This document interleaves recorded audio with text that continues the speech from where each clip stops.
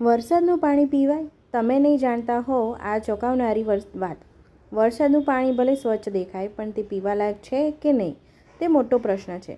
ત્યારે અહીં આજે આપણે જાણીશું કે વરસાદનું પાણી પીવાય કે નહીં. વરસાદનું પાણી સ્વચ્છ દેખાય છે. લોકોમાં એક સામાન્ય માન્યતા છે કે આ પાણી સ્વચ્છ છે, પરંતુ ચાલો આપણે એ પણ જાણીએ કે આમાં કેટલું સત્ય છે. નિસ્યંદિત પાણીને સ્વચ્છ પાણી કહેવામાં આવે છે કારણ કે તે વરાળમાંથી બને છે. આ જ કારણ છે કે તેમાંથી અશુદ્ધિઓ દૂર કરવામાં આવે છે. આ જ પ્રશ્ન વરસાદના પાણીને લાગુ પડે છે.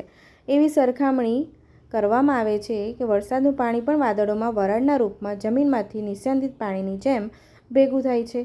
તો પછી તે સ્વચ્છ કેમ નથી? નિસ્યંદિત પાણી ખુલ્લી જગ્યામાં તૈયાર કરવામાં આવતું નથી, તેથી તે સલામત છે. પરંતુ પાણી વાદળોમાં કણોના રૂપમાં ભેગું થાય છે. ત્યારે તે જમીન પર પડે છે ત્યારે તે ઘણી અશુદ્ધિઓ લાવે છે. જ્યારે તે જમીન પર પડે છે ત્યારે તે ધૂળ, માટી, SO3, NOx જેવા વાયુઓ, જંતુઓ લઈને પરત આવે છે. આ જ કારણ છે કે વરસાદનું પાણી પીવા લાયક નથી. વરસાદનું પાણી ફક્ત સ્વચ્છ દેખાય છે એટલે તેને પીવું ન જોઈએ, કારણ કે પાણીમાં રહેલી અશુદ્ધિઓ પરીક્ષણ પછી જ શોધી શકાય છે. પહેલાં વરસાદમાં સ્નાન ન કરવાની સલાહ આપવામાં આવે છે, કારણ કે તેમાં વાતાવરણમાંથી નીકળતી ગંદકી અને પ્રદૂષણના કણો હોય છે. આ શરીરના ઉપરના અને અંદરના બંને ભાગોને નુકસાન પહોંચાડી શકે છે. મિત્રો, શું તમને આ ખબર હતી? જો તમને ખબર હતી તો મને કમેન્ટમાં ચોક્કસ જણાવજો.